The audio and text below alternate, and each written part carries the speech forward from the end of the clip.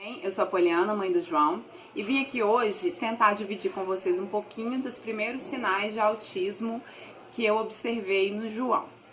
Então, o João nasceu de uma gravidez tranquila, né, assim, de 40 semanas, tempo normal. Eu entrei em trabalho de parto normal, evoluiu para uma cesárea.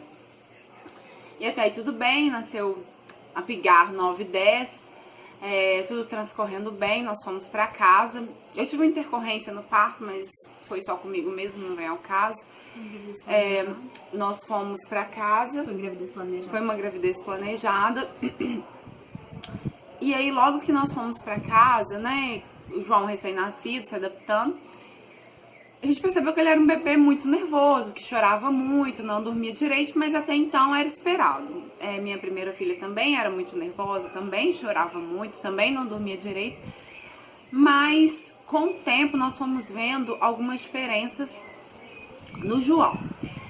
Mais ou menos quando o João fez 1 mês e saiu daquela fase de muito recém-nascido mesmo, e ele começou a ficar mais tempo acordado, a gente começou a perceber que toda vez que a gente tentava interagir com ele, tentava conversar, tentava tocar nele, tentava brincar com ele, cantar, ele chorava. Ele começava a ficar nervoso, balançar os bracinhos, a respiração mudava, ficava muito ofegante e ele começava a chorar. E eu achei que isso fosse passar, né? Aí foram passando-se os dias, não aconteceu. O sorriso social dele, que eu já estava esperando ali para 1 mês e 15 dias, 1 mês e meio, não apareceu. Eu sei que existe um intervalo maior que o sorriso social possa aparecer, mas geralmente com 1 mês e meio a criança começa a sorrir. O João já demorou um pouco mais. E mesmo quando ele começou a sorrir, lá por volta dos 2 meses, esse sorriso não era tão presente. Então, voltando um pouquinho, com 1 mês e 15 dias, eu comecei a estranhar muito, porque além desse choro muito marcante, o padrão de sono dele, que era de acordar de 2 em 2 horas, quando ele era recém-nascido, piorou. Ele começou a ficar mais tempo acordado de dia, chorar muito de dia e a dormir muito mal. No auge, ele acordava de 10 em 10 minutos, de 5 em 5 minutos à noite. Precisaram pessoas da minha família me socorrer com isso. Então, assim, ele tava num perfil de sono horrível. Aí eu achei que ele tivesse algum problema físico, né? Apesar de que eu nunca achei que a manifestação dele fosse física, assim, do choro. Mas eu pensei, pode ser refluxo, pode ser cólica. Nós procuramos pediatra. O pediatra não identificou nada, mesmo assim passou um remédio para refluxo, né? E não teve resultado. O João não teve uma melhora de comportamento, o padrão de sono continuou ruim.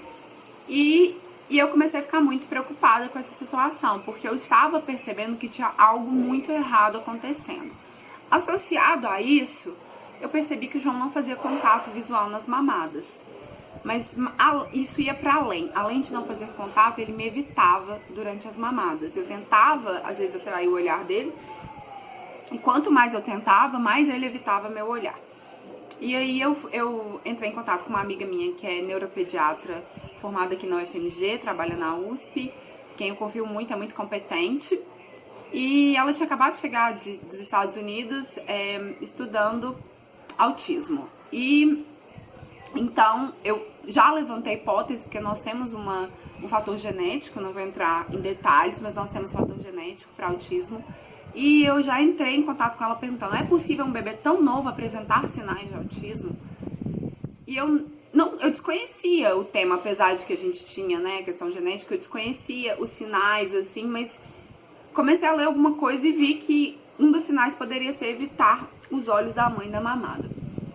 E aí, na hora que eu passei os sintomas do João pra ela, o que ele estava apresentando, ela interpretou que aquilo que eu achava, assim, que era tentar conversar com ele, colocar uma música e ele chorava, era que aqueles estímulos estavam incomodando ele. Ela levantou essa hipótese, falou, olha, pô, parece que há uma hipersensibilidade sensorial, uma alteração sensorial. Nesse momento, é muito precoce para falar de autismo, ele é muito novo, ele tem 1 mês e 15 dias, mas vamos intervir em relação ao sensorial, porque existe terapia ocupacional, né, terapia de integração sensorial, e ele pode fazer e apresentar uma resposta, e a gente vê que ele vai crescendo, não tem nada disso, mas vamos acompanhar. Então, nós começamos a fazer terapia ocupacional e integração sensorial.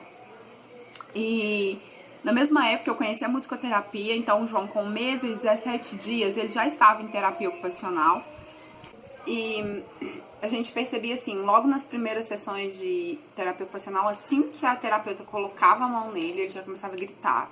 Ela trabalhava com uma massagem, né, de alta compressão, e ele começava a gritar e chorava muito. A musicoterapia ele tolerava um pouco mais, mas também chorava. E a gente foi notando ao longo do tempo que realmente o João tem um perfil sensorial muito alterado.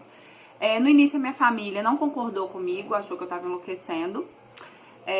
Mas eu acho que assim que o João fez uns 2 meses, mais ou menos, as pessoas também começaram a perceber que ele evitava o contato, ele evitava a interação, evitava o contato visual e ele era muito alheio. Com o passar do tempo isso foi ficando mais claro, apesar das intervenções. E eu acho que o auge, assim, do alheiamento dele foi lá pelos 4 meses, quando a gente tentava mesmo interagir com ele e ele não respondia. Foi quando ele foi classificado, né, na UFMG, através de um estudo que chama Pré-Aut, que ele detecta sinais de pré-autismo no bebê e intervém. E o João foi classificado e ele começou a intervir em relação a isso. E aí todo mundo da minha família já concordava comigo, assim, dos sinais que eu percebia no João. Uma coisa também que eu acho que eu não falei é que o João, muitas vezes, ele estava olhando para um lugar e eu olhava achando que tinha alguém atrás de mim, que tinha alguém próximo, que ele estava olhando para alguém, mas não, ele estava olhando fixamente para a parede. E isso era muito comum. Então, isso passou, ele foi classificado, foi tratando e algumas coisas foram melhorando. Outras coisas foram surgindo. Na medida que a gente conseguiu trabalhar contato visual, a comunicação dele, porque ele chorava, e ele tinha crises sensoriais diárias, ele chorava 3, 4 horas seguidas, às vezes, dependendo do nível de estímulo a que ele era submetido, né? E aí, a gente foi trabalhando em terapia ocupacional e foi melhorando isso. Hoje ele tem até um contato visual relativo, um bom sorriso social, mas outras coisas foram aparecendo. Por exemplo, o total desinteresse pelos brinquedos, porque ele não fica, né, nem 1 minuto, nem 30 segundos com o brinquedo direito. E o interesse por padrões, por sombras na parede, por detalhes na casa. Às vezes tem uma parede, tem um detalhezinho mínimo, ele enxerga e fica preso naquilo. E pra gente que convive com ele, isso é muito claro, assim. Outra coisa é essa questão do brincar, né? Que ele não dá muita função. Ele não explora os objetos, ele não joga no chão, ele não olha, ele não observa. Ele fica muito batendo, né? E todos os vídeos que eu posto dele, isso fica... Eu acho que as pessoas percebem claramente essa questão. Mas eu acho que são esses sinais, meninas. Mais alguma coisa que vocês percebem? Que vocês lembram da história do João? Que possam compartilhar? Acho que a questão, assim, dele... evitar o contato ficou muito claro. Às vezes a gente tentava olhar pra ele, ele virava a cabeça, né? E aí eu pro outro lado, ele virava. Teve uma vez que a minha irmã, meu pai fizeram esse teste, né? Ele tava olhando pra cá, minha irmã tentou, nem era um teste, mas acabou sendo. Minha irmã tentou interagir com ele, ele virou o rosto pro outro lado. Aí meu pai tava aqui, meu pai tentou interagir com ele, ele virou o rosto pro outro lado. Isso 13 vezes, nós contamos. E no final ele começou a chorar, porque ele não queria interagir. Então, assim, ele tava incomodado. Então, na minha família, ninguém tem, né, família, mãe, pai, irmãos, ninguém tem dúvida que o João seja autista, mas claro, né, nós podemos todos estar coletivamente errados, mas independente disso nós intervimos e vamos continuar intervindo. Eu aplico com ele o Denver, né, que é um método de terapia comportamental, 24 horas por dia, todo o tempo que eu tenho disponível. Ele faz fono, TO, ele faz musicoterapia e desde 1 mês e meio a gente foi acrescentando algumas coisas ao longo do percurso. E hoje eu acho que o caminho é esse mesmo. Ele não tem diagnóstico fechado, mas eu acredito que em breve, infelizmente, ele vai ter sim. Quem quiser saber mais da história do João, me siga lá no Instagram, no perfil @meubebêeoautismo, porque eu divido mais detalhes, eu dou dica de exercícios, eu compartilho material, eu ensino como intervir em casa, dentro do que eu tô aprendendo. Aí vocês me sigam lá, tá bom? Até mais!